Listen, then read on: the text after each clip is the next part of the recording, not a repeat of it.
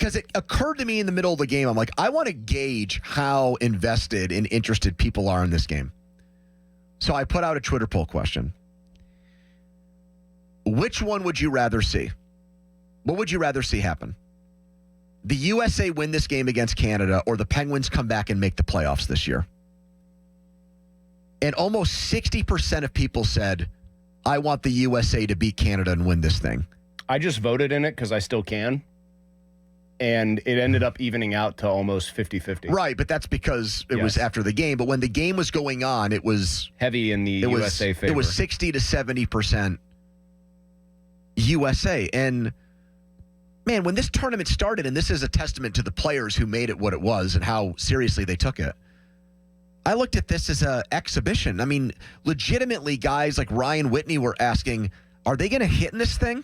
Like, are they even, like, I think Rossi, who has since said he was dead wrong about this, and credit to him for just saying I totally guessed I'll do the wrong. same thing. I was dead ass wrong too. I didn't think Rossi it was going to be this competitive. Rossi said, I think beforehand, he was like, he was live blogging it for work, and so he's like, I'll be watching this and I'll be watching USA, but not with that much interest.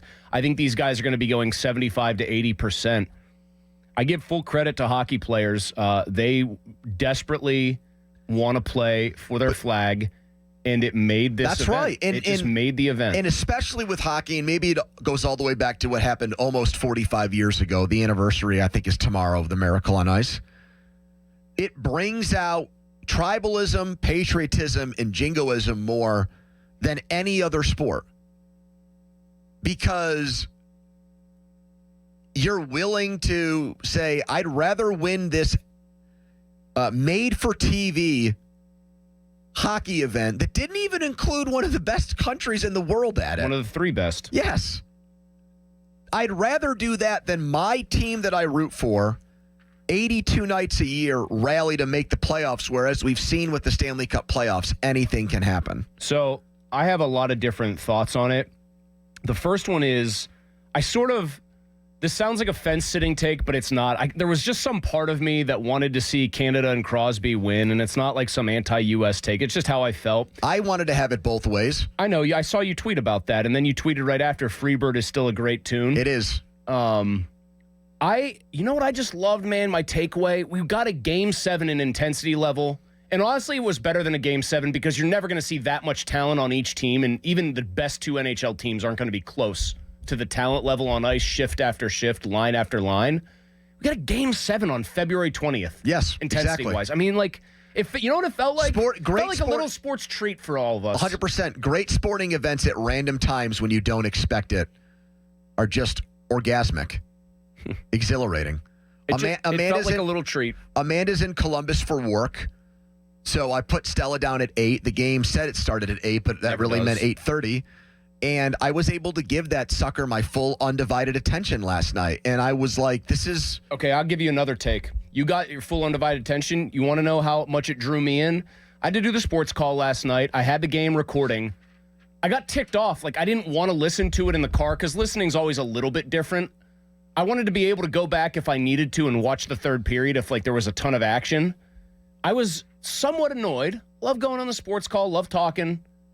I was somewhat annoyed that I couldn't sit there and just watch the game last night. I just wanted to see it. And then when I got home and realized I had, like, basically beaten the overtime from ending, you know what I mean? Like, I had beaten the puck drop. Yeah. I was like, man, this is just get to plop my ass down in a chair here and watch this. And it's awesome to watch a game. And this is why you say they started First Take with it. This is the first time the NHL has sort of had more cultural cachet for a minute. Had, like, the buzz around it. Compared to, like, the NBA. They got a little bit of it in the finals because McDavid was trying to rally the Oilers to a win, and he's the face of the league. But nothing like this. This was, no, I'm talking true mainstream. Like, I think way more than that. It was a perfect storm. Trump is like the most polarizing person on planet Earth. Other than Taylor Swift. And he interjected himself into this. And then the first game where the two countries who are kind of jousting with each other played, guys started getting punched in the face 9 seconds in. And I know you poo-pooed it and looked down on it, which is fine. We're not debating that again. But nothing draws people in like because this is how it got spun, we're like sticking up for our country by slugging other people in the face. And that's why you had like MSNBC and Fox News and Good Morning America and the Today Show wanting to talk to coaches, players, and GMs from these games. Because it, just like Tiger Woods was able to do and Caitlin Clark has been able to do and Patrick Mahomes and Travis Kelce, like it brought people outside of hockey and outside of even sports into this game. It crossed over. That's why, to your point, like feeling like the FOMO from having to go do the sports call last night, it honestly felt to me, just from the way I was gauging my timeline on Twitter, because we weren't on the air and we couldn't take calls then, like I was watching something that's akin to when this entire city gets together to watch a Steelers playoff game or watch a Penguins playoff game, or, when the Pirates were there 10 years ago. Like it felt like it was a huge sporting event that everybody's eyes were on here. And that's why I threw that question out there. Like, holy smokes, people are so invested in this. They'd rather the U.S. beat Canada than the Penguins come back and make the playoffs. It's just games with stakes. Country over club, Mosey. Not everybody does that from what I've heard. Games like this, I still think I'm club over country. That's why I was just watching it, enjoying the fact that it was an insanely intense game. Just games of this intensity and this stakes where the players care, and the players caring is far and away the most important thing. In fact, I think what is the next time they actually have something like this scheduled? Is it the Olympics? 20? No, I'm saying like the Four Nations. Don't they have it in the 2027? They do have it in there. Oh wait, maybe it's 29. I thought no, it's not 28 because that's the World Cup. Oh well, because I think that there's like an actual All-Star game in between some of this, so maybe it is a long time. So I think it's 29. So just games with stakes where the players are good and the players caring is just such like a rare treat, because so much of it now, like the reason it's getting compared to the NBA is because the NBA, even the players in the NBA say the All-Star game sucks. And now people are talking about, should the NBA do something like this? Well, right. Because like the best player in the league is from Serbia. Can you have NBA versus the world? And everybody got invested in this to the point where ESPN's like, oh my God, we have the rights to these games. We actually pay people to talk about these games.